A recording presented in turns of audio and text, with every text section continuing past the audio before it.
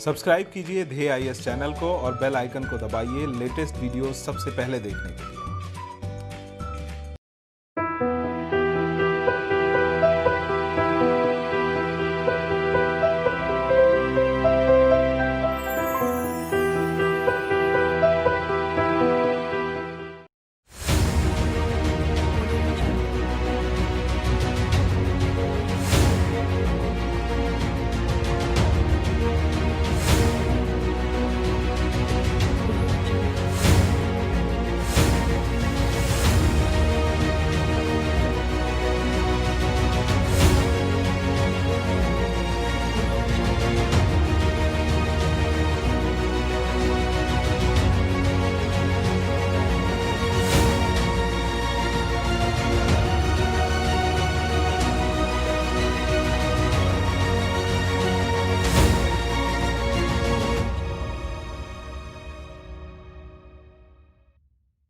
नमस्कार, मैं सुनील वर्मा ध्येय आईएएस टीम की ओर से आपका स्वागत करता हूं ध्येय टीवी पर। हम बात करेंगे डेली करंट अफेयर्स के अपने प्रोग्राम पर, जैसा कि प्रतिदिन करते आए हैं। आज की वीडियो में इकोनॉमी के 3 टॉपिक को एक साथ मिलाकर हम डिस्कशन करेंगे और इसमें जो टॉपिक हैं उसमें हम बात करेंगे भारतीय अर्थव्यवस्था में आई 23.9% की गिरावट पर। साथ ही साथ देखेंगे कि विश्व की इकोनॉमी पर कोरोना का प्रभाव इस समय क्या दिखाई दे रहा है। ये भी समझने का प्रयास करेंगे कि भारतीय अर्थव्यवस्था में इतनी बड़ी गिरावट कब कब आई है और कैसे अर्थव्यवस्था उभरी है। वहीं जो तीसरा टॉपिक होगा उसमें हम समझने का प्रयास करेंगे भारत, ऑस्ट्रेलिया और जापान के द्वारा विकसित किए जा रहे एक नए सप्लाई चेन पर। जो तीनों टॉपिक हैं तीनों ही इकोनॉमी से जुड़े हुए हैं, इसलिए तीनों को एक साथ हम जो है कि जोड़कर समझने का प्रयास करेंगे, जिससे हम कहीं ना कहीं इस टॉपिक को अच्छी तरीके से समझ पाएंगे। आइए हम इसको स्टार्ट करते हैं। सकल घरेलू उत्पाद अर्थात जीडीपी किसी एक साल में देश में पैदा होने वाले सभी सामानों और सेवाओं के कुल मूल्य को कहते हैं। अर्थात अगर हमसे कोई पूछे जीडीपी क्या है तो हम कहेंगे कि हमारे देश में एक साल के अंदर जो भी सामान और सेवाओं का जो कुल मूल्य था उसको हम जीडीपी कहते हैं। जीडीपी उत्पादित की जाने वाली वस्तुओं और सेवाओं का मूल्य है। अर्थात एक साल में जितनी भी हम वस्तुओं का उत्पादन करेंगे, सेवाओं का उत्पादन करेंगे, उनका क्या है, मूल्य है। मूल्य का निर्धारण बाजार में होता है, इसलिए जो सामान जो सेवा बाजार में बिकेगा उसी का आकलन किया जाएगा और जीडीपी का वही भाग होगा। फॉर एग्जाम्पल कोई चीज़ है, उसका मूल्य तो है लेकिन उसकी हम खरीद बिक्री अगर नहीं करते हैं तो वह क्या है, जीडीपी का हिस्सा नहीं है। जैसे कि हम देखें हमारे चारों तरफ पार्क हैं, हरियाली है, प्रकृति है, इसका अपना मूल्य तो है लेकिन चूंकि इसको हम बाजार में खरीदते बेचते नहीं है इसलिए इसको जीडीपी में कैलकुलेट नहीं करेंगे। ठीक इसी तरह से हमारे घर में जो माताएं बहनें हैं वह घर में काम करती हैं लेकिन चूंकि उनको कोई पे नहीं करता, पेमेंट नहीं करता, इसके वजह से उनका जो कार्य है उसका कोई भी भाग जीडीपी में काउंट नहीं किया जाता। लेकिन यदि वही माताएं बहनें कहीं अगर बाहर जाकर कार्य करती हैं तो उसके लिए उनको भुगतान मिलता है और वो जीडीपी का क्या बनता है, हिस्सा बनता है। तो कुल मिलाकर हमें यह समझना है कि एक साल के अंदर देश में या तो हम कोई वस्तु बनाएं या फिर हम कोई सेवा उत्पादित करें, इन सभी के मूल्य को हम जीडीपी कहते हैं।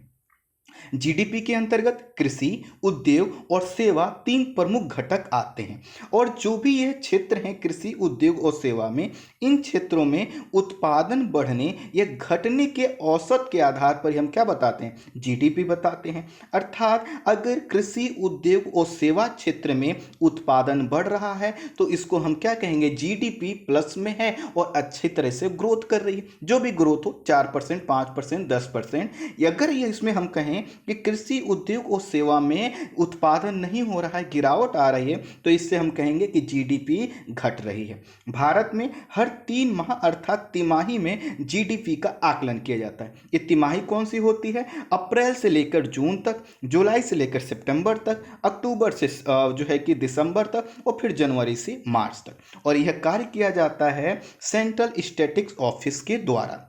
इन तिमाहियों में हम ये देखते हैं कृषि, उद्योग और सेवा क्षेत्र ने कैसा प्रदर्शन किया है और इसके लिए 8 प्रमुख क्षेत्रों से आंकड़े जो है कि एकत्रित किए जाते हैं और उनके आधार पर ये समझने का प्रयास किया जाता है कि आखिर हमारी जीडीपी का जो परफॉर्मेंस है वो कैसा रहा। कुछ क्षेत्रों पर देखते हैं, जैसे पहला क्षेत्र है कृषि, दूसरा है खनन और उत्खनन। आप मुझे खनन और उत्खनन में थोड़ा सा डिफरेंस बताइएगा कमेंट बॉक्स में। उसके बाद जो अगला सेक्टर है वो है विनिर्माण, उसके बाद है वानिकी और मत्स्य, और उसके बाद विद्युत और गैस सप्लाई, कंस्ट्रक्शन, व्यापार, होटल, परिवहन, संचार, वित्तीय क्षेत्र, रियल एस्टेट, बीमा क्षेत्र आदि। तो ये जो क्षेत्र देख रहे हैं, इन सभी क्षेत्रों का अभी मैं डेटा दूंगा और यह बताऊंगा कि आखिर कहां पर कितनी गिरावट आई है। जीडीपी के 4 घटक माने जाते हैं। घटक का मतलब यह है कि ये कंपोजिशन है जिनके आधार पर हम जीडीपी को एक अनुमानित कर सकते हैं। पहला है कंजप्शन एक्सपेंडिचर। कंजप्शन का मतलब होता है उपभोग करना, अर्थात उपभोग करने पे हमने कितना एक्सपेंडिचर किया, कितना खर्च किया। दूसरा होता है गवर्नमेंट एक्सपेंडिचर, अर्थात सरकार ने कितना खर्च किया। तीसरा होता है इन्वेस्टमेंट एक्सपेंडिचर, अर्थात कितना हमने इन्वेस्टमेंट किया। चौथा होता है नेट एक्सपोर्ट। अब इन चारों शब्दों को समझिए। जो है कि कंजम्पशन एक्सपेंडिचर का मतलब क्या है कि हम जितना उपभोग कर रहे हैं, हम डेली जो भी चीज़ें खाते हैं पीते हैं, ये क्या कर रहे हैं, हम कंजम्पशन कर रहे हैं, तो इस पर हम कितना खर्च करते हैं। फिर होता है कि जो भी हमारे पास बचा पैसा उसमें से हमने कितना इन्वेस्ट किया, तो इसको हम देख रखते हैं इन्वेस्टमेंट एक्सपेंडिचर के अंतर्गत।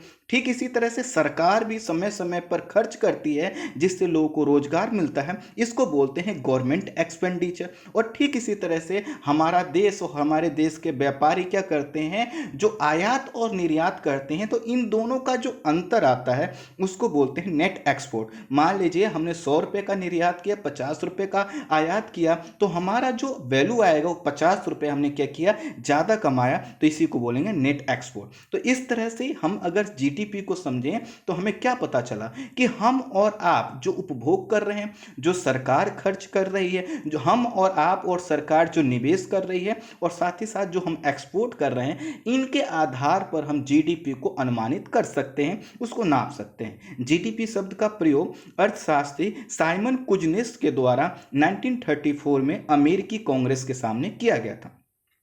जीडीपी का संबंध जैसा कि हमने समझा उत्पादन से है। उत्पादन का जो संबंध है वो आर्थिक वातावरण से है। आर्थिक वातावरण का मतलब ऐसा वातावरण जिसमें आर्थिक क्रियाएं अच्छे से हों, मतलब सेवा देने वाले लोग, सभी लोग अच्छी तरीके से सेवा दे पाएं, उद्योग और उत्पादन करने वाले लोग अधिक उत्पादन दे पाएं। जैसे कोरोना काल में आर्थिक वातावरण क्या हो चुका है, प्रभावित हो चुका है। एक साथ व्यक्ति ज़्यादा लोग काम नहीं कर सकते, साथ ही साथ ज़्यादा लोग एक स्थान से दूसरे स्थान पर जा नहीं सकते, तो इससे आर्थिक वातावरण खराब हो गया। हालांकि इन कारणों के अलावा भी अन्य कारणों से आर्थिक वातावरण खराब हो सकता है, जैसे लॉ एंड ऑर्डर का ना होना, वहाँ पे अराजकता होना, वहाँ पर जो है कि बिजली है, पानी है, अन्य जो बेसिक चीज़ें हैं उनकी अनुपलब्धता। तो कुल मिलाकर यदि हम समझें तो जीडीपी का मतलब क्या है, उत्पादन का बढ़ना। उत्पादन का संबंध किसका है, आर्थिक वातावरण का सही होना। और अगर हम देखें तो कृषि क्षेत्र, औद्योगिक और सेवा क्षेत्र क्या करते हैं, जब ये ज़्यादा उत्पादन करते हैं तो इसका मतलब क्या है, आर्थिक वातावरण ठीक है और ये उत्पादन कर रहे हैं। यदि ये सुस्ती इसमें दिखती है जीडीपी में तो इसका मतलब क्या है, आर्थिक वातावरण ठीक नहीं है, उत्पादन कम हो रहा है, इसलिए जीडीपी क्या हो रही है, वह संकुचित हो रही है। जीडीपी का कम होना यह दिखाता है कि लोग उत्पादन क्या कर रहे हैं, कम कर रहे हैं। और जब लोग उत्पादन कम कर रहे हैं, हम और आप और ऐसे ही बहुत से लोग जितना उत्पादन करते थे उतना उत्पादन नहीं कर रहे हैं, तो जो उत्पादन करते थे उसी से तो आय प्राप्त होती थी, तो अब क्या होगी, आय भी कम प्राप्त होगी। जब आय कम प्राप्त होगी तो हम खर्च में भी क्या करेंगे, कटौती करेंगे। और खर्च में जब कटौती करने का मतलब है कि हम कम सामानों की क्या करेंगे, डिमांड करेंगे। जब डिमांड कम होगी तो उत्पादन फिर से क्या हो जाएगा, और कम हो जाएगा। तो आप स्थिति समझ रहे हैं।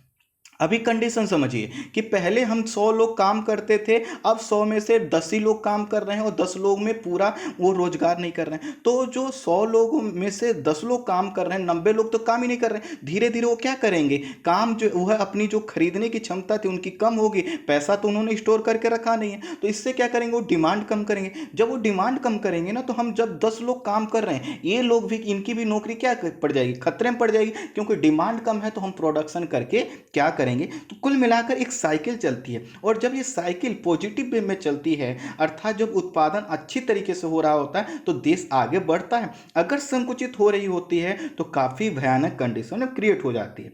कोरोना ने क्या किया, पूरे विश्व की अर्थव्यवस्था को ठप कर दिया है। लेकिन अगर हम समझें तो कोरोना काल में भी सभी देशों की अर्थव्यवस्था पर इसका जो असर पड़ा है वो अलग अलग पड़ा है। कोरोना की वजह से मंदी की जो अवस्था में जाने वाला जो पहला देश था जापान था, लेकिन उसका अर्थात कोरोना का जो सर्वाधिक निगेटिव इम्पैक्ट पड़ा है वह पड़ा है भारतीय अर्थव्यवस्था पर। केंद्र सरकार के सांख्यिकी मंत्रालय के अनुसार वर्ष 2020 के वित्त वर्ष की पहली तिमाही यानी अप्रैल से जून के बीच जो विकास दर रही है वह 23.9% की नेगेटिव ग्रोथ दर्ज की गई है, अर्थात भारी गिरावट आई है। समझिए 23.9% नेगेटिव ग्रोथ। अब इसका मतलब क्या है?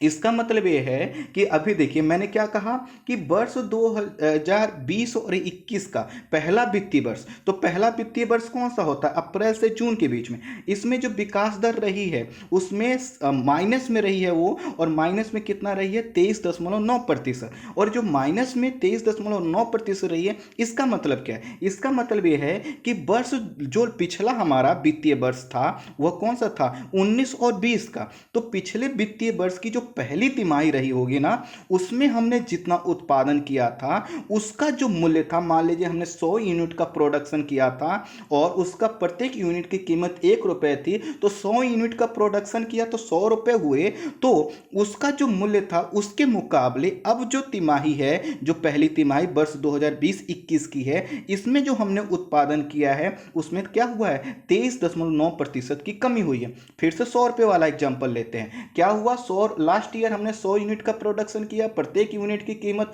1 रुपए, तो वहां पे हुआ टोटल कितना हुआ? पिछले साल हमने प्रोडक्शन किया 100 रुपए का, लेकिन अब जो हमने किया है प्रोडक्शन उसमें से लगभग 23.9 को अगर हम 24 मान लें तो हमने क्या किया है? 24 यूनिट या 24 रुपए का कम हमने प्रोडक्शन किया है, अर्थात टोटल जो प्रोडक्शन हमारा रहा है वह कितना रहा है? 76 का। और 76 का मतलब होने का मतलब 100 में से हमने क्या किया है? लगभग 24 यूनिट या 24 रुपए का कम प्रोडक्शन किया, और इसी को बोलते हैं निगेटिव ग्रोथ रेट।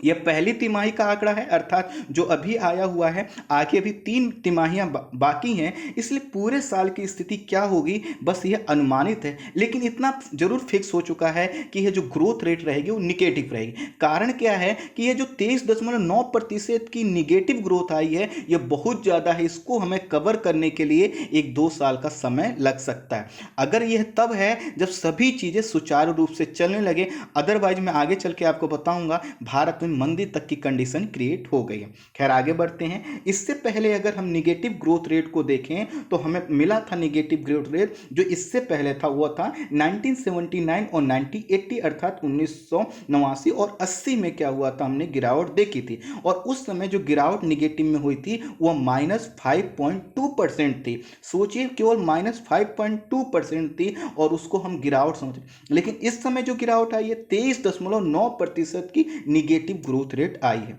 आज़ादी के बाद से देखें तो यह सबसे पहले जो हमें निगेटिव ग्रोथ देखने को मिला था वह देखने को मिला था 1957 और 1958 में, और उस समय जो पहली बार आज़ादी के बाद हमने निगेटिव ग्रोथ रेट देखा था 1957-58 में, वह था -1.2% का सिर्फ और सिर्फ। उसके बाद फिर से हमने देखा निगेटिव ग्रोथ रेट, वह देखा 1965 और 1966 में। इस समय आप समझ ही रहे हैं, हमने इससे कुछ समय पहले ही क्या किया? चीन से युद्ध लड़ा था, और इस समय हम पाकिस्तान को फेस कर रहे थे। तो इस समय जो निगेटिव ग्रोथ रेट थी वह थी -3.7%। कब? 1965 और 66 में। उसके बाद हमने देखा 1972 और 1973 में हमने निगेटिव ग्रोथ रेट देखा, और वह निगेटिव जो ग्रोथ रेट थी वह थी 0.3%। अब जो हमने देखा है तो यह कौन सा है? यह सबसे ज़्यादा है, और यह जो ज़्यादा है कितना? 23.9% निगेटिव ग्रोथ रेट। इस तरह से अगर देखें तो वर्तमान में जो निगेटिव ग्रोथ हमने प्राप्त की है, इससे पहले भारतीय अर्थव्यवस्था ने 4 बार नकारात्मक वृद्धि दर्ज की है, देखी है। पहला 1957 और 58 में, दूसरा 1965-66 में, तीसरा 1972-73 में हमने इस तरह से इसको देखा था, और चौथा मैंने आपको बताया ही, और वो कौन सा था, 1979 और 1980 के समय देखा था। इससे ये चीज़ समझ में आती है कि हमारी अर्थव्यवस्था पहले भी निगेटिव ग्रोथ रेट को प्राप्त हुई है, लेकिन इस बार का जो यह निगेटिव ग्रोथ है, चूंकि यह बड़ा है और यह एक ऐसे समय पर आया है जिस समय पूरा वैश्विक समुदाय क्या कर रहा है, ग्रोथ रेट को लेकर संकुचित अवस्था में है, या फिर जीडीपी की ग्रोथ रेट पूरे वर्ल्ड की कम हो रही।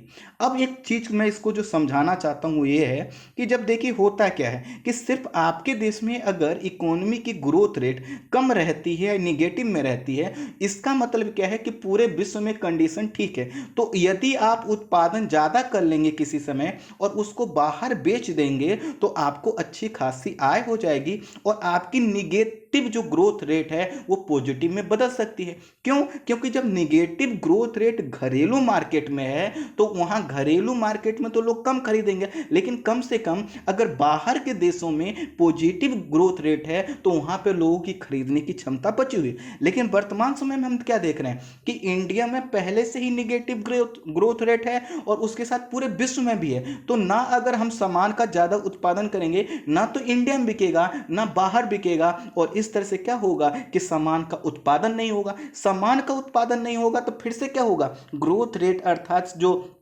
वृद्धि दर है वो और क्या होगी, नीचे जाएगी। कुल मिलाकर काफ़ी खराब कंडीशन। तो इस तरह से हमने देखा कि यह हमारी जो ग्रोथ रेट प्राप्त हुई है 23.9% की, वो यह भयावह है। अगर पहली तिमाही में हम सेक्टर के अनुसार, जैसे मैंने बताया 8 सेक्टर से हम देखते हैं, तो सेक्टर वाइज अगर हम गिरावट को देखें तब हमें पता चलेगा कि आखिर किस सेक्टर में कितनी गिरावट आई है, और फिर उसको ओवरऑल हमने किया है जो है कि -23.9%। तो सेक्टर वाइज अगर देखें तो इसमें कंस्ट्रक्शन सेक्टर है, इसमें जो ग्रोथ रेट है वो सबसे ज़्यादा गिरावट इसमें दर्ज की गई है, और यह है -51.4%। ध्यान दीजिए 51.4% की negative growth rate construction sector में देखी गई है। उसके बाद जो ट्रेड, होटल और ट्रांसपोर्ट का सेक्टर है, इसमें देखा गया है -47.4% की गिरावट देखी गई। इसके बाद माइनिंग सेक्टर आता है, और माइनिंग सेक्टर में हमने -41.3% की निगेटिव ग्रोथ रेट देखा है। इसके बाद जो मैन्युफैक्चरिंग सेक्टर है, जो किसी अर्थव्यवस्था को बूस्ट करने के, आगे बढ़ाने के लिए इंजन के रूप में काम करता है, उसमें हमने देखा है -39.3% की जो कि निगेटिव ग्रोथ रेट देखा है। उसके बाद सर्विस सेक्टर ने भी बहुत अच्छा कार्य नहीं किया, और इसमें भी लगभग -20.6% की निगेटिव ग्रोथ रेट हमने देखा। कुल मिलाकर अगर आप समझें तो अधिकांश सेक्टर में काफ़ी जो है कि बड़ी गिरावट दर्ज की गई। फिर कहेंगे आप कि आखिर फिर यह 23.9 ही क्यों है, इसको तो और होना चाहिए था। तो इसके पीछे का कारण क्या है कि भारतीय अर्थव्यवस्था की जो जान है वह है कृषि सेक्टर, और इसी ने क्या किया, अर्थव्यवस्था को बचा लिया। इसीलिए आपने देखा होगा कि जब भी कोई अच्छा पैनलिस्ट क्या करता है, डिस्कशन करता है इंडियन इकोनॉमी में, तो वह कहता है कि किन क्षेत्रों में हमें ध्यान देना चाहिए। तो उसमें वो कहता है कि हमें जो लघु, छोटे, सूक्ष्म आकार के, मध्यम आकार के उद्योग हैं उन पर ध्यान देना चाहिए, और कृषि सेक्टर पर ध्यान देना चाहिए। और यह जो है कि संयोग है, या फिर जो है कि सरकारों की सोची समझी चाल है कि वह जो हमारे अर्थव्यवस्था की जान है, जिस पर हमारी लगभग आधी आबादी निर्भर है, कृषि सेक्टर, उस पर ध्यान नहीं देते। इसीलिए आपने देखा होगा कि कृषि सेक्टर के लिए कोई बहुत बड़ा राहत पैकेज या फिर कुछ ऐसी घोषणाएं नहीं की जाएंगे जैसा उद्योग के लिए किया जाता है। और इसके पीछे कारण यही है कि हम क्या करते हैं, जब भी वोट का समय आता है तो हम उनसे ये नहीं पूछते कि आखिर आपने किसानों के लिए क्या किया, खेतों के लिए क्या किया, सिंचाई के लिए क्या किया, मंडियों के विकास के लिए क्या किया। हम कुछ और सुनना चाहते हैं और वो हमें भरमा देते हैं। सोचिए, यह जो एग्रीकल्चर सेक्टर है, इसने इतनी निगेटिव ग्रोथ रेट के बावजूद अपनी जो है कि पॉजिटिव ग्रोथ रेट बनाए रखा, और यह था सकारात्मक ग्रोथ रेट 3.4% का। अगर ये भी निगेटिव में चली गई होती तो हम समझ सकते हैं जो 23.9 का आंकड़ा था वो कितना आगे बढ़ जाता। खैर यहाँ पर यह ध्यान देना आवश्यक है कि जो हमने निगेटिव ग्रोथ रेट हमको मिला है ये सिर्फ कोरोना वायरस की वजह से नहीं है। कई लोग कह रहे हैं कि चूंकि कोरोना वायरस आया है इसमें सरकार क्या कर सकती है, ये कुतर्क है, ये सही बात नहीं है। हुआ क्या है कि अगर हम जो है कि अगर हमें इस गिरावट को समझना है 23.9%, तो थोड़ा पीछे जाना होगा, कुछ वर्ष हमें पीछे जाना होगा, तब हमें पता चलेगा। क्योंकि लगभग 5 से 6 वर्षों से लगातार जीडीपी में गिरावट आ रही है। उदाहरण के तौर पे वर्ष 2018-19 में जीडीपी की ग्रोथ रेट मात्र 6.1% थी। वर्ष 2019-20 में जीडीपी की जो ग्रोथ रेट थी वो 4.2% थी। और जब जीडीपी की ग्रोथ पहले से ही एक नॉर्मल कंडीशन में इतनी कम है तो कोरोना काल में तो यह हस्र होना ही था। इस समय की जो वैश्विक स्थिति के आधार पर अगर हम अर्थव्यवस्था को समझने का प्रयास करें तो हमें पता चलेगा कि जो लास्ट ईयर का जो हमारा ग्रोथ रेट था वो भी बहुत अच्छा नहीं था। उसको देखिए कैसे हम समझते हैं। इसमें देखिए Q1 फाइनेंशियल ईयर 2020, ठीक है, तो जो 2019-20 जो लास्ट ईयर का जो फाइनेंशियल ईयर था उसको हमने 4 क्वार्टर में जैसा कि बताया जाता है उसी रूप में हमने देखा। तो क्वार्टर वाइज मैंने आपके लिए डेटा कलेक्ट किया है। आप देखिए Q1 जो था अर्थात अप्रैल से जो 3 महीने का स्टार्ट हुआ था लास्ट ईयर, उसमें हमने 5% ग्रोथ रेट प्राप्त की थी। सेकेंड क्वार्टर में हमने 4.5% की। तीसरे क्वार्टर में थोड़ी सी वृद्धि हुई 4.7% की। और जो चौथा क्वार्टर रहा था फाइनेंशियल ईयर 2019 और 20 का, उसमें मात्र और मात्र 3.1%। तो कहीं ना कहीं यह जो गिरावट का एक चला आ रहा था चलन, यह पहले से चला आ रहा था, बस कोरोना ने क्या कर दिया, उसको और धक्का दे दिया। इसीलिए कहा जाता है कि जब आप इकोनॉमी के पॉइंट ऑफ व्यू से सोचते हैं तो कुछ चीज़ों को आपको साइड लाइन करना चाहिए। हर चीज़ को इकोनॉमी से जोड़कर हम नहीं देख सकते। जैसे हम ये नहीं कह सकते कि ये जो ग्रोथ रेट है इसके पीछे सिर्फ और सिर्फ क्या है, कोरोना है। अगर हम देखें कोरोना काल में, अगर हम समझें कि क्या भारत की अर्थव्यवस्था ही प्रभावित हुई है, अन्य अर्थव्यवस्थाएं, तो डेटा आपके सामने है। देखिए सबसे पहले कोरोना का प्रभाव चालू हुआ था चीन। तो चीन में जो ग्रोथ रेट आपको देखने को मिलेगी, यहाँ पे माइनस गलती से लिख गया है, तो यहाँ पे चीन की ग्रोथ रेट 3.2% है, लेकिन सकारात्मक है, माइनस में गलती से लिख गया है। अब देखिए उसके बाद जापान, उसके बाद जितने देश हैं, अब जो बड़े देश हैं मैं आपको दिखा रहा हूँ, वहाँ पर निगेटिव ग्रोथ रेट है। लेकिन बावजूद इसके भारत का और इन देशों का थोड़ा सा कंपेयर करिए। जापान में है 7.6% negative growth rate corona virus के प्रभाव की वजह से, अन्य कारणों की वजह से। अमेरिका जिसमें सबसे ज़्यादा केसेस हमें देखने को मिल रहे हैं, वहाँ पर जो है कि -9.5% का। जर्मनी, जहाँ पर आपने एक समय देखा था, जर्मनी को ले लीजिए, इटली ले लीजिए, जहाँ पर एक समय अस्पताल सब भर गए थे, उनकी जो ग्रोथ रेट है तो Germany 10.1% negative growth rate.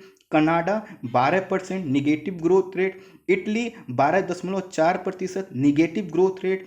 France 13.8% negative growth rate. UK 20.4 negative growth rate. और भारत 23.9% निगेटिव ग्रोथ रेट। आप समझ सकते हैं कि यदि कोरोना ही सिर्फ एक फैक्टर होता तो भारतीय अर्थव्यवस्था में भी इतना भूचाल नहीं आना चाहिए था। क्योंकि हमने तो अनलॉक भी कर दिया, बहुत से एक्टिविटी को चालू कर दिया, लेकिन आज भी कंडीशन यह दिखाई देती है। 25 मार्च से देश लॉकडाउन के चरण में प्रवेश कर गया और उससे पूरा उत्पादन ठप हुआ। इस उत्पादन के साथ एक जो बहुत गलत हुआ वह हुआ मजदूरों और असंगठित क्षेत्र का प्रभावित होना। मजदूरों के पास कोई विकल्प नहीं था घर जाने के अलावा, और इसकी वजह से क्या, जो असंगठित क्षेत्र था वह प्रभावित हो गया। अब कहेंगे असंगठित क्षेत्र क्या है, तो असंगठित क्षेत्र का मतलब वह क्षेत्र है जहां पर प्रॉपर एक मेंटेनेंस नहीं होता, रजिस्टर नहीं होता, जहां पर आपको जो लेबर के बाद जो है कि जो टैक्स वगैरह होते हैं वो नहीं करते। कुल मिलाकर जो अनऑर्गेनाइज्ड सेक्टर हैं उसी को इसमें रखते हैं। और आपकी जानकारी के लिए बता दूं कि जितना भी हमारे यहाँ लोग काम करते हैं उसमें से 80 से 90% लोग असंगठित क्षेत्र में हैं। अर्थात असंगठित क्षेत्र का प्रभावित होने का मतलब है कि 80 से 90% लोग क्या हो गए, प्रभावित हो गए। सोचिए संगठित क्षेत्र का जो दायरा हो कितना कम है। तो इस तरह से जब ये लोग वापस जब अपने गांव चले गए तो आखिर उसके बाद जब अनलॉक भी हुआ तो आखिर उत्पादन कौन करता, मजदूर तो थे नहीं। कुछ मजदूरों को बुलाया गया, लेकिन क्या पहली वाली कंडीशन को हम अचीव कर सकते थे, नहीं कर सकते थे। उद्योग धंधों में कमी के साथ साथ सरकार के राजस्व में भी कमी आई, क्योंकि जो है कि ना जीएसटी का कलेक्शन सही से हो पाया, ना कुछ हो पाया। तो इसके वजह से सरकार ने भी क्या कर दिया, अपने खर्च में कमी की। कई समीक्षकों का मानना है कि अर्थव्यवस्था के कई सेक्टरों में अब जो है थोड़ा सुधार आ रहा है और उनमें वी शेप का जो है कि रिकवरी दिखाई दे रही है। वी शेप का मतलब देखिए, वी को देखिए, ऊपर से पहले नीचे आती है एक लाइन और फिर ऊपर की ओर बढ़ती है। अर्थात वो यह कह रहे हैं कि कुछ सेक्टरों में पहले काफ़ी तेज़ी से निगेटिव आई थी, लेकिन अब अनलॉक की वजह से अब ठीक फिर से रिकवरी हो रही है, लेकिन ऐसे सेक्टरों की संख्या कम है। इसीलिए आने वाले समय में कितना सुधार हो पाएगा ये तो समय बताएगा। अदरवाइज लोगों का मानना है कि काफ़ी खराब कंडीशन। कुछ लोग ये भी कह रहे हैं चूंकि वी शेप में कई सेक्टर में रिकवरी हो रही है, साथ ही साथ सरकार द्वारा जो 20 लाख करोड़ रुपए का पैकेज घोषित किया गया उसके भी अब सकारात्मक जो प्रभाव हैं वो दिखने लगेंगे। आरबीआई ने जो पॉलिसी अपनी अपनाई जो है कि अपने जो बेसिस पॉइंट में कमी की उसका भी प्रभाव दिखेगा। लेकिन इन सकारात्मक परिणामों के बावजूद चूंकि हमने बताया आपको असंगठित क्षेत्र प्रभावित हुआ है, इसमें 80 से 90% हमारा कार्यबल लगा हुआ है। इसलिए जब तक हमारा एमएसएमई और जो है कि यह वाला जो असंगठित क्षेत्र है यह रिकवर नहीं होगा, तब तक अधिकांश लोगों की जो क्रय शक्ति क्षमता है वो कम रहेगी। और वो क्रय शक्ति क्षमता इसलिए कम रहेगी क्योंकि आय कम है, क्रय शक्ति क्षमता कम है, तो उत्पादन की वो डिमांड क्या करेंगे, कम करेंगे। डिमांड कम करेंगे तो उत्पादन भी क्या होगा, कम होगा। और जब तक सभी लोग ज़्यादा नहीं कमाएंगे, ज़्यादा नहीं खर्च करेंगे, ज़्यादा इन्वेस्टमेंट नहीं करेंगे, तब तक क्या होगा, अर्थव्यवस्था रिकवर नहीं हो पाएगी। कुल मिलाकर यहाँ पर हमें ये समझना है कि जो हम इस समय की कंडीशन में अभी गुजर रहे हैं, एक कंडीशन जो है कि क्या है, थोड़ा सा तनावपूर्ण है और इसको जल्द से जल्द जो है कि सुधारने की जरूरत है। एक डेटा मैं आपको देता हूं, centre for monitoring Indian economy के सर्वे के अनुसार अप्रैल माह में 12 करोड़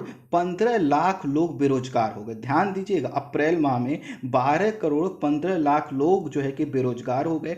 और जो सर्वाधिक संख्या थी वो असंगठित क्षेत्र के लोग थी। और इसके अनुसार जो है कि जो मई माह में बेरोजगारी की दर थी वो 27.1% पहुंच गई। सोचिए, इतनी बेरोजगारी से आप अर्थव्यवस्था में कैसे उत्पादन बढ़ाएंगे। अर्थव्यवस्था में उत्पादन तभी होता है जब अधिकांश लोगों के पास रोजगार हो। कई समीक्षकों ने भी कहा है कि भारत में मंदी की अवस्था में प्रवेश कर चुका है और बस उसकी औपचारिक घोषणा बाकी रह गई है। अभी कुछ दिन पूर्व ही जैसा कि हमने देखा जीएसटी काउंसिल की बैठक हुई और इस समय वित्त मंत्रालय की तरफ से यह जानकारी दी गई कि सरकार के पास इतने पैसे नहीं हैं कि वो राज्यों को जो जीएसटी से नुकसान होता था और जिसकी क्षतिपूर्ति करने की जिम्मेदारी वित्त मंत्रालय की है वह दे पाए। और इसी के कारण कहा गया कि जीएसटी काउंसिल राज्यों को जो उनका जीएसटी कंपनसेशन था वो उसको नहीं दे पा रहा। सरकार के पास इतनी फंड की कमी है।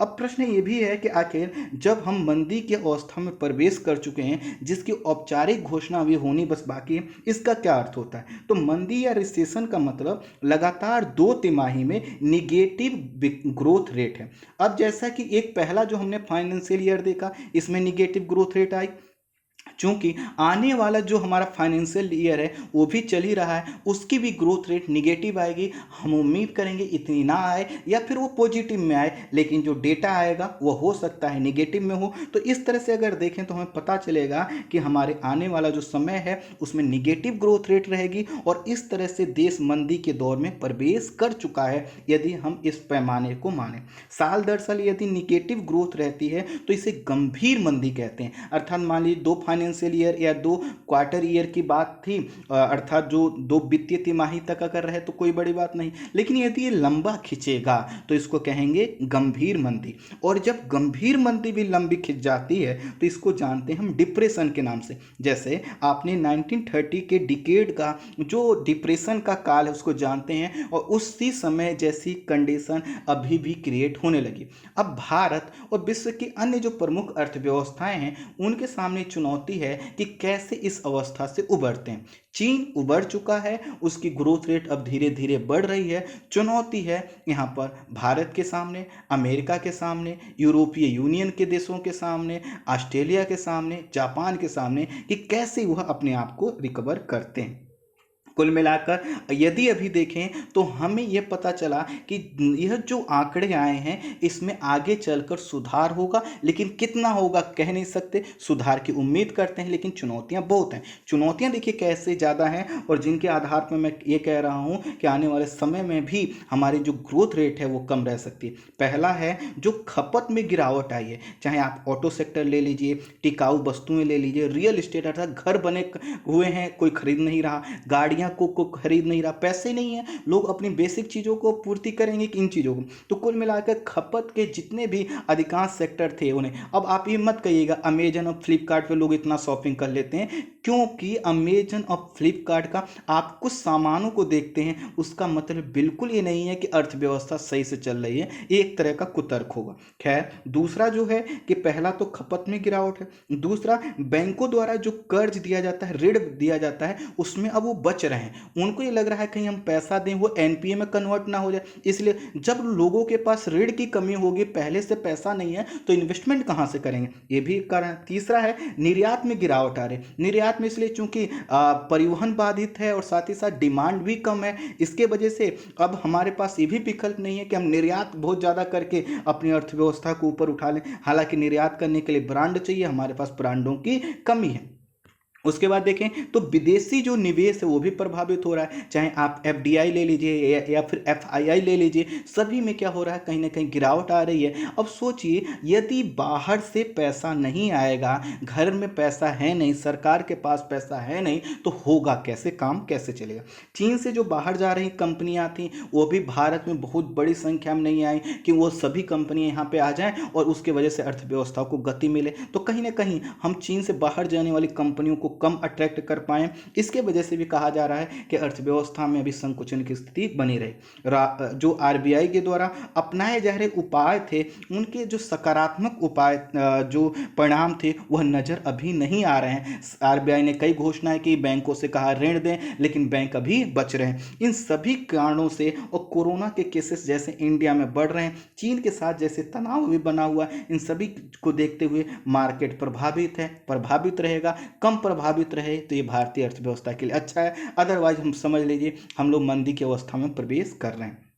इसी के साथ मैकिंजे ग्लोबल इंस्टीट्यूट ने हाल ही में अपनी रिपोर्ट में 6 क्षेत्रों को चिन्हित किया और कहा इन क्षेत्रों में अगर हम अच्छा प्रयास करते हैं तो रोजगार बढ़ सकता है और अर्थव्यवस्था में कुछ हमारे सुधार आ सकता है। ये कौन से क्षेत्र हैं? पहला क्षेत्र है इसमें विनिर्माण का, और विनिर्माण बहुत इंपॉर्टेंट है। रियल एस्टेट है, कृषि है, स्वास्थ्य है और खुदरा क्षेत्र है, इनमें हमें ध्यान देने की जरूरत है। साथ ही साथ रिपोर्ट ये भी कहती है कि जो लचीले श्रम बाजार हैं उनका निर्माण किया जाए। लचीला बाजार से तात्पर्य इस प्रकार के बाजार से है जिसमें क्या है कि थोड़ा सा गुंजाइश हो बार्गेनिंग के, तो और साथ ही साथ एमएसएमई में तुरंत जान फूंकने की अवस्था बताई गई। अब देखिए मैं कुछ आपको आंकड़े दे रहा हूं जो अभी लोगों की नौकरियां गई हैं, इससे आप ये समझिए कि आखिर ये नौकरियां कब मिलेंगी और कब लोगों को जो है कि रोजगार मिलेगा और कब वह अर्थव्यवस्था में अपनी डिमांड करेंगे। यही कारण है कि आपने अभी देखा होगा कि माननीय प्रधानमंत्री जी मन की बात कर रहे थे तो उनके साथ एक कोइंसिडेंस हुआ। वो क्या हुआ, जैसे लोगों ने सड़क मूवी के ट्रेलर पर डिसलाइक की भरमार कर दी तो लोगों में गुस्सा प्रधानमंत्री जी के मन की बात के संदर्भ में भी दिखा और वहाँ पर लाइक से ज़्यादा कई गुना डिसलाइक आए। तो कहीं ना कहीं यह जो बेरोजगारी है, यह जो मुद्दा पहले बनना चाहिए था, अब लोगों को समझ में आ रहा है और उस चीज़ के लिए आवाज़ उठा रहे हैं। आपके सामने देखिए कितने लोगों की नौकरी गई। अप्रैल माह में 12 करोड़ 15 लाख लोग की नौकरी गई। लगभग ठीक इसी प्रकार का अगर अगले माह में देखें तो कुछ इसी प्रकार जो है कि गिरावट आई और इस तरह से देख सकते हैं कई करोड़ लोगों की नौकरी जा चुकी है। और इसको तभी दूर किया जा सकता है जब सरकार क्या करे, बहुत बड़ी मात्रा में इसमें पैसे खर्च करे, जो कि सरकार के पास पैसे की कमी है। अब देखना होगा सरकार आरबीआई के साथ कैसे संतुलन बैठाती है और बाहर से कितना पैसा बोरो करती है, किस तरह से आगे बढ़ती है। कहीं ना कहीं इंडियन इकोनॉमी की अवस्था थोड़ा सा चिंताजनक है। अब हम बात करते हैं थोड़ा सा इसी टॉपिक को जोड़ते हुए supply chain resilience initiative CSRI।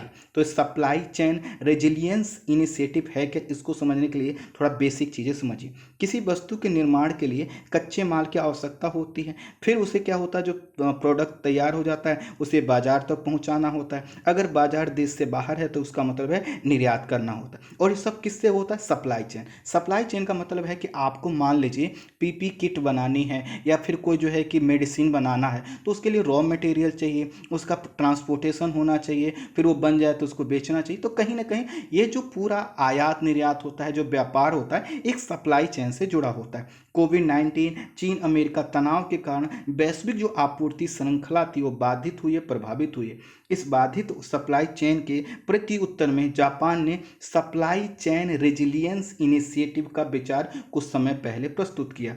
यह जो आपका सप्लाई चेन रेजिलियंस इनिशिएटिव अर्थात SCRI है, इसके अंतर्गत पहले क्या किया जाएगा, भारत, ऑस्ट्रेलिया और जापान को जोड़ा जाएगा और इनसे कहा जाएगा कि हमें अपनी सप्लाई चेन को दुरुस्त करना है। और जब ये थोड़ा सा दुरुस्त हो जाएगा तो बाद में आसियान देशों को भी जोड़ा जाएगा।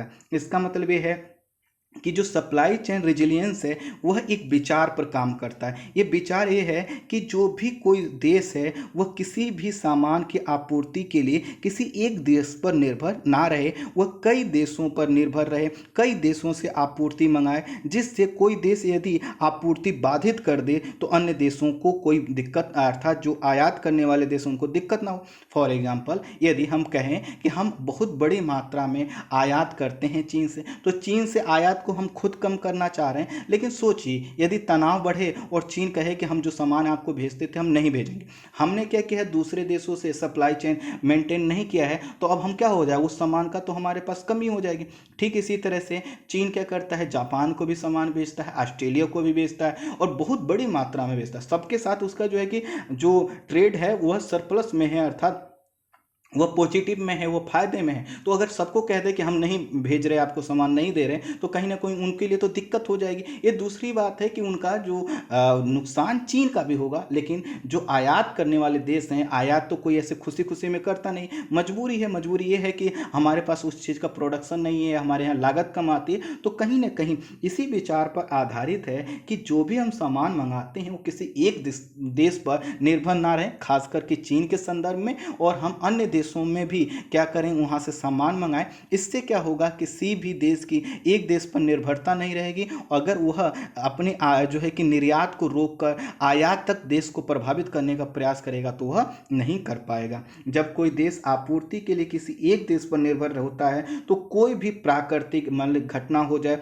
मान ली सुनामी आ जाए, कुछ भी हो जाए, या फिर कोई मानव निर्मित जो अप्रत्याशित घटना, जैसे कुछ भी हो सकता है, युद्ध हो सकता है, तनाव, संघर्ष हो सकता है, तो इससे क्या हो सकता है, ये प्रभावित हो सकता है। इसलिए हर देश को चाहिए कि वो अपनी कई सप्लाई चेन मेंटेन करके रखे। जापान के SCRI के तहत सदस्य देशों के बीच, अर्थात भागीदार देशों के बीच पहले से मौजूद जो आपूर्ति श्रृंखला के नेटवर्क को और मजबूत किया जाएगा। अर्थात जो जापान, ऑस्ट्रेलिया और भारत एक दूसरे के साथ व्यापार करते थे, उसके लिए जो सप्लाई चेन बना हुआ था उसको पहले और मजबूत किया जाएगा और फिर इसके तहत आगे चलकर अन्य देशों को जोड़ा जाएगा। SCRI का जो प्राथमिक उद्देश्य है वह हिंद प्रशांत क्षेत्र को आर्थिक महाशक्ति के रूप में बदलने के लिए अधिक निवेश आकर्षित करना है तथा भागीदार देशों के बीच पूरक संबंध स्थापित करना है। तो उद्देश्य क्या है कि जो अगर हम जो है कि ऑस्ट्रेलिया को ले लें, जापान को ले लें, भारत को ले लें, फिर आसियान देशों को ले लें, अगर ये सभी देश क्या करेंगे, आपस में अपनी सप्लाई चेन बना लें, हर देश अलग अलग देशों से सामान खरीदे, तो हर देश का ग्रोथ होगा। इससे क्या होगा, आर्थिक जो महाशक्ति बनने की संभावना हिंद प्रशांत क्षेत्र के देशों की वो पूरी होगी। इससे क्या होगा, निवेश भी इन देशों में आएगा और सभी के संबंध भी अच्छे रहेंगे और जो चीन का डर बना रहता वो भी समाप्त होगा। इस विचार के केंद्र में चीन से जापान, ऑस्ट्रेलिया, भारत और अमेरिका का बढ़ता तनाव है, क्योंकि चीन इन देशों के लिए बड़ा एक आपूर्ति करता है। जैसे वर्ष 2019 में जापान ने चीन से लगभग $169 बिलियन का आयात किया। भारत ने भी वर्ष 2019-20 के आंकड़े अगर हम देखें तो चीन से लगभग $65.26 बिलियन का आयात किया। ठीक इसी प्रकार उसने जो है कि सामान बेचा अमेरिका को, ऑस्ट्रेलिया को। तो इस तरह से यदि हम ये कहें कि हम सिर्फ इसी देश पर आश्रित हैं, तो ये क्या करेगा, इतना हम जो सामान मंगाते हैं, अगर ये कह देगा कि हम नहीं सामान आपको दे रहे हैं, तो हम दूसरी जगह से सामान नहीं ला पाएंगे और इस तरह से सप्लाई चेन का नुकसान झेलना पड़ सकता है। आई होप आप समझ पाए होंगे कि सप्लाई चेन के लिए जो इनिशिएटिव चलाई जा रहा है ये कितना महत्वपूर्ण है। तो आज की वीडियो में इतना ही। Thank you so much.